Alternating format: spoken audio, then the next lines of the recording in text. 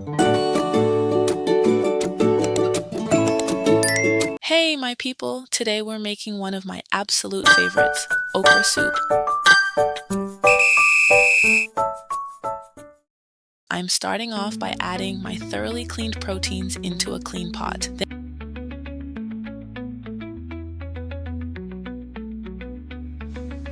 Then I'm going in with some chopped onions, my preferred seasoning blend,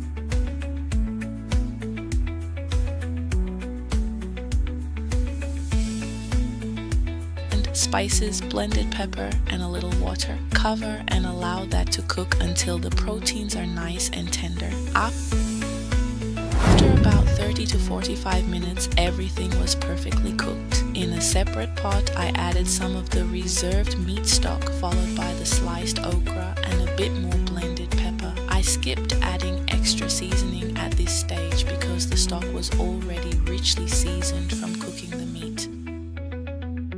Please ignore my camera struggles in this video. The heat was making it overheat and darken at some point, so after about 5 to 10 minutes, I introduced the remaining half of the okra, which I had previously blended. This method helps retain that signature okra viscosity and gives the soup a perfect draw texture. Whenever I'm making okra for swallow, this is my preferred technique, but if I'm serving it with rice, I usually prepare it with rice and taste.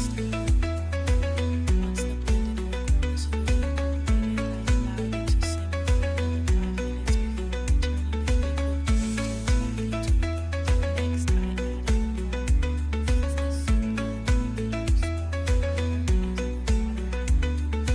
Since the soup will be swallowed, my delicious okra soup is ready. The paired blend of soft and trust me, it is absolutely